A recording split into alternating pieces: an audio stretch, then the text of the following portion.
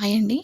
ఒక బౌల్లోకి గోధుమ పిండిని తీసుకొని అందులో కొద్దిగా షుగర్, కొద్దిగా సాల్ట్, ఒక స్పూన్ ఆయిల్ని వేసి పిండికంతా కలిసేలాగా కలుపుకోవాలి.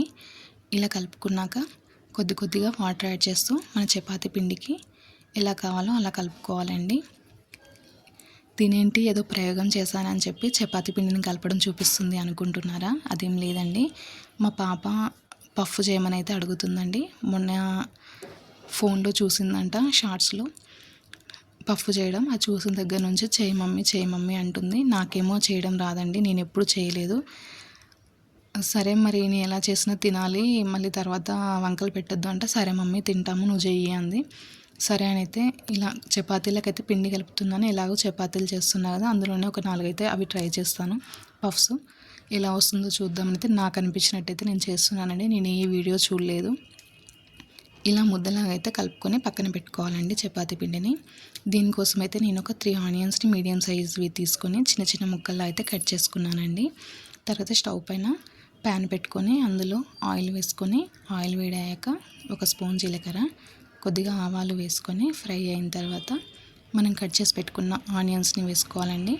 ఇవి కొద్దిగా ఫ్రై అయిన తర్వాత ఇందులో కొద్దిగా పసుపు, రుచికి సరిపడా ఉప్పు వేసుకోవాలి.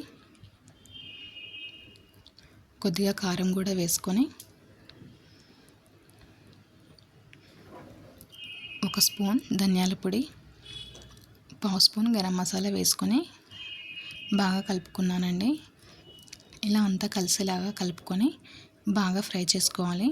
ఇలా ఆనియన్స్ బాగా ఫ్రై అయిన తర్వాత మరొకసారి కలుపుకొని స్టవ్ ఆఫ్ చేసి పక్కన పెట్టుకోవాలండి. మనం ఆల్రెడీ చపాతీ పిండి కలుపుకున్న పిండి ఉంది కదండి, అది తీసుకొని అందులోంచి చిన్న చిన్న బాల్స్లా చేసుకొని చిన్నగా అయితే చపాతీలు చేసి పక్కన పెట్టానండి.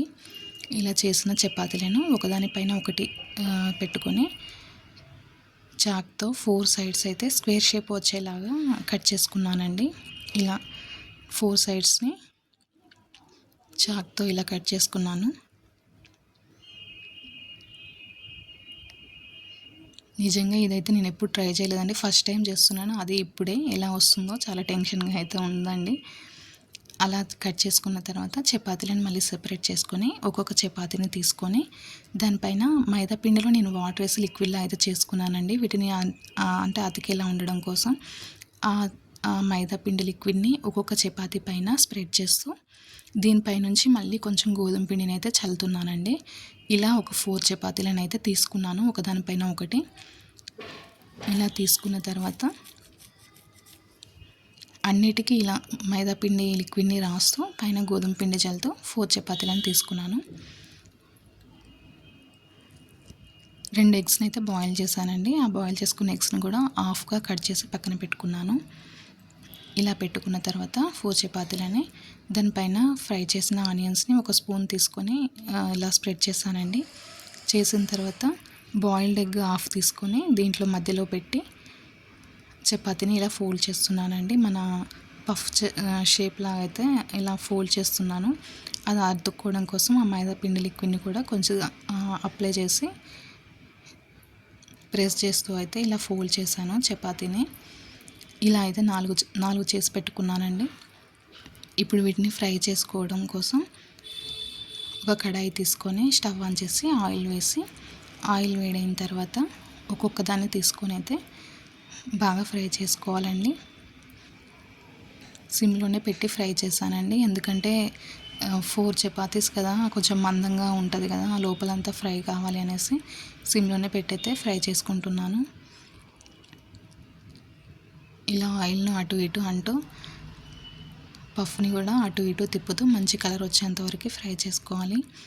ఇలాగే అన్నిటినీ అయితే ఫ్రై చేసుకోవాలి. చూసారుగా లేయర్స్లా కూడా కనిపిస్తుంది మనకి. మంచి కలర్ వచ్చేంత వరకు అటు ఇటు తిప్పుతూ బాగా ఫ్రై చేసుకోవాలండి. ఇలా ఫ్రై చేసుకొని పక్కన పెట్టుకున్న తర్వాత మిగిలిన పిండిని అయితే చపాతీలా చేస్తున్నానండి.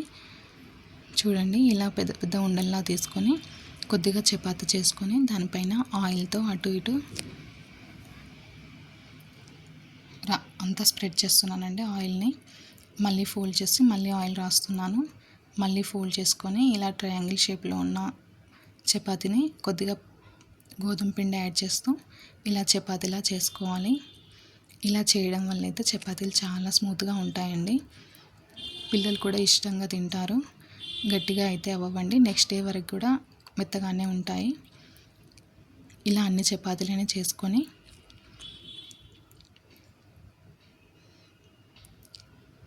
స్టవ్ పైన ప్యాన్ పెట్టుకొని ప్యాన్ వేడైన తర్వాత చేసి పెట్టుకున్న చపాతీలను అన్నింటినీ ఇలా ఒక్కొక్కటిగా వేస్తూ చపాతీ కొంచెం వేడయి ఇలా బబుల్స్ వస్తున్నంత వరకు అలానే ఉంచాలండి. బబుల్స్ వస్తున్నప్పుడు మళ్ళీ టర్న్ చేసుకోవాలి.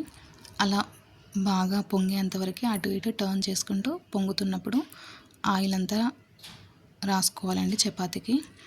ఇలా ఆయిల్ రాస్తూ బాగా కాల్చుకోవాలి చపాతీని. చూసారుగా ఎలా వచ్చిందో, చూస్తుంటేనే తెలుస్తుంది కదా అది ఎంత మెత్తగా ఉందో చపాతీ. ఇలా కాల్చుకున్న తర్వాత వేరే ప్లేట్లోకి తీసుకోవాలండి. ఇలాగే అన్ని చపాతీలని కూడా కాల్చుకోవాలి. ఫస్ట్ చపాతీ హీట్ అయ్యి బబుల్స్ వచ్చేంతవరకు అలానే ఉంచి బబుల్స్ వస్తుంటే మళ్ళీ వేరే సైడ్ టర్న్ చేసుకోవాలండి. ఇలానే టర్న్ చేసుకుంటూ బాగా పొంగిన తర్వాత వాటికి ఆయిల్ రాసుకోవాలి. ఈ వీడియో కనుక నచ్చినట్లయితే ప్లీజ్ లైక్ చేయండి. మా ఛానల్ని అయితే సబ్స్క్రైబ్ చేసుకోండి, సపోర్ట్ చేయండి. ఎంతోమందికి సపోర్ట్ చేశారు, నాకు కూడా సపోర్ట్ చేస్తారు కదా అని అయితే ఇలా చేస్తున్నానండి. షార్ట్స్లో గాడ్స్ ఇమేజెస్ని కూడా డ్రా చేస్తున్నానండి, పెన్సిల్ ఆర్ట్ వేస్తున్నాను. చూడండి, లైక్ చేయండి, సబ్స్క్రైబ్ చేయండి. చూసారుగా ఎంత మెత్తగా ఉందో. మా పాపనైతే టేస్ట్ చేయమన్నానండి. ఎలా ఉంది నాన్న అని అడిగితేనైతే చాలా బాగుంది మమ్మీ అని చెప్తుంది.